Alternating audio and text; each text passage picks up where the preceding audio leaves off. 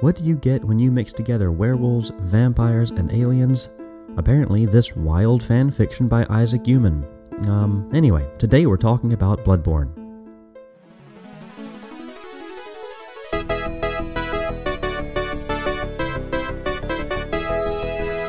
FromSoftware games have all the hallmarks of a horror game, from nightmare-fueled abominations to haunted abandoned towns to wastelands destroyed by the battle of creatures far bigger and more powerful than you. And of course, tying them all together is a cryptic story that always hints at something more sinister beneath the surface. What sets these games apart from the actual survival horror genre, of course, is your ability to whack the monsters with a huge freaking hammer. Take that, Nightmare. However, no game in the series perhaps captures the sense of spookiness as well as Bloodborne. Set in a Victorian Gothic analogue of England, the very opening scene gives us one of the most horrific elements of that time period: unsterilized surgery performed by a one-eyed man in a wheelchair and assisted by whatever the hell these things are. From there, the game touches on some of the most stereotypical tropes of Halloween-y horror.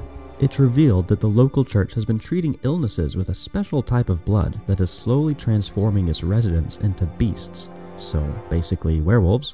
In another part of the land, though, there's a queen who really took to drinking the blood, and far from turning her into a beast, it granted her immortality. She took to it so much that she shared it with all the castle denizens, and they would have parties where outsiders with this blood would be brought in so that they could feed. So basically vampires.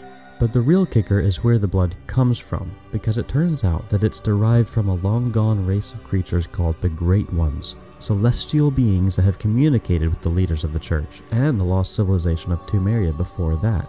The Great Ones now reside in alternate dimensions, sometimes revealing themselves to humans or drawing them into their own dimensions as they see necessary. So basically, aliens. Mind you, the game doesn't actually tell you this straight up.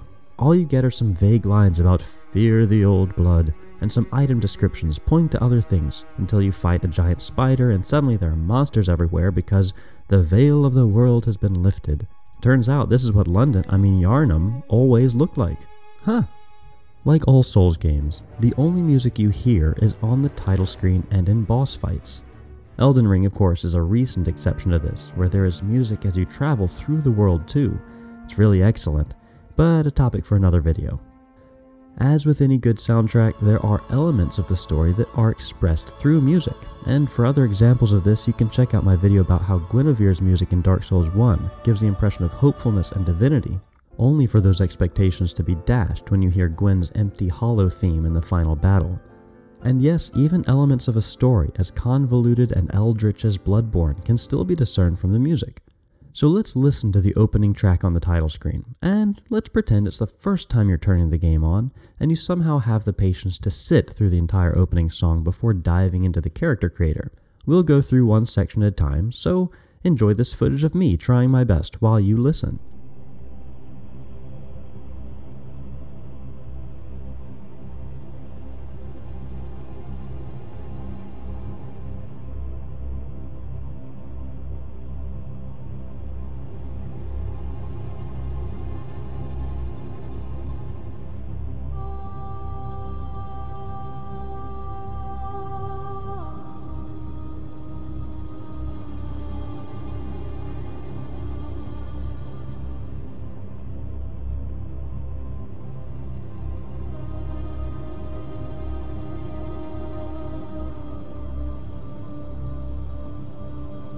So in these opening measures, there is one thing perfectly clear, and that's that almost nothing is perfectly clear.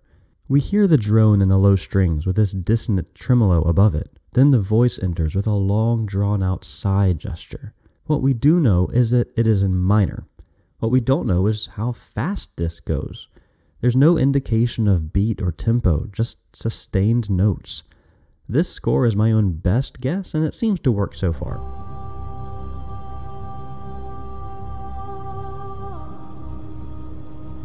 If I've heard it correctly, and that is a big if, so if anybody has the official Bloodborne score they would like to share, I would be super grateful. But if I've heard it correctly, then we have two moments where the pattern we're expecting is offset by one beat, the third string tremolo and the second vocal sigh.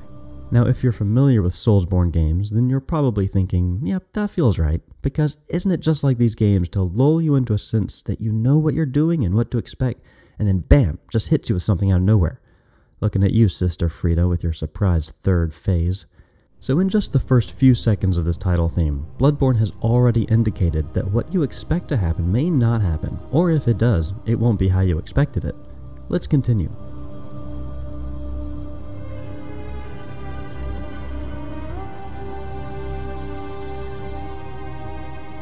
The viola takes the sigh presented in the voice and extends it, adding in do and lay to the descending so, me, re.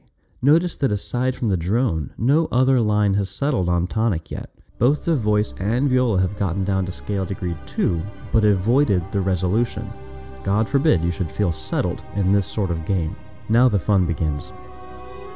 The voice begins emphasizing this raised 4, fee, creating a tritone dissonance above the drone. The violin has a melodic climb from do up to so, lingering on the chromatic feed as well, before resolving up. But the driving force of this build-up is the viola part, which has a rhythmic crescendo under the rising violin. Just to let y'all into my process a bit, this section gave me a hard time. I could definitely hear what notes the viola was playing, but trying to figure out how they fit rhythmically with the other parts was a real pain. I'm still not happy with the last measure of the build-up. I think I hear all these notes happening, but I also only hear 4 quarter note beats, so if anyone thinks they hear another answer here, let me know in the comments. Keep in mind that there's no percussion or bass rhythms to give us any sense of meter, so I decided how many beats to put in each measure and where to start a new measure entirely based on what works, not necessarily what makes sense. After all, this music doesn't make much sense. That's sort of the point. Anyway, back to the music.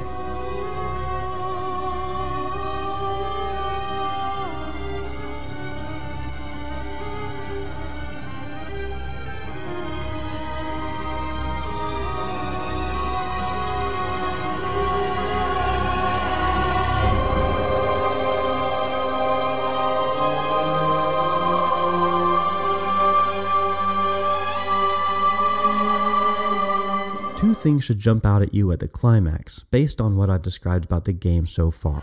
First, there enters a second high voice, and this one is unmistakably emulating a wolf howl, reminiscent of those who were changed by the old blood. Second, the bass drone that has been holding everything in place so far drops out suddenly, replaced by a melodically driven cello line. In the game, we learn that everything is based off of research from the Academy at Bergenworth, which in turn discovered ancient truths from the Tumerian labyrinths. However, this research leads to the church instilling the blood sickness and the school of Mensis inspiring madness, and the academy itself was largely forgotten. Perhaps this loss of stability at the climactic moment of the track represents the horrors that were unleashed on the world when the teachings of the academy were abandoned. Instead, we are left with the wailing of the voices and the manic syncopation of the strings, punctuated by gong strikes and bass drum rolls.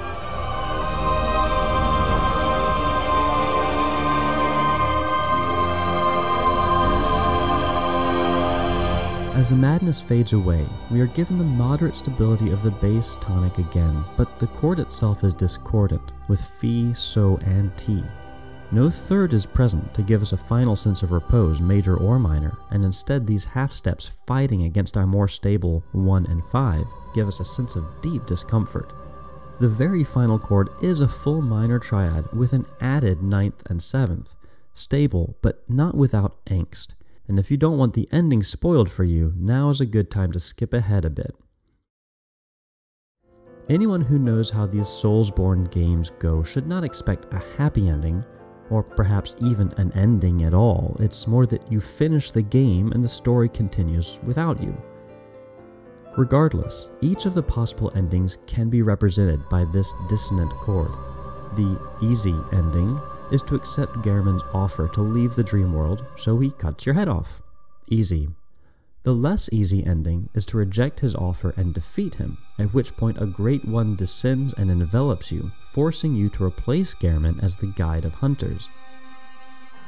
The true ending, if you want to call it that, is where you defeat Gehrman, and when the Great One comes down, you defeat it as well, finally achieving the transcendence humanity has been seeking and being reborn as an infant Great One. Or maybe just a slug, the game isn't super clear. So you see, there is no way the game doesn't end with some sort of discomfort. You either lose your head, your free will, or your very humanity, and so the last chord is devoid of any sort of resolution because the game doesn't permit it.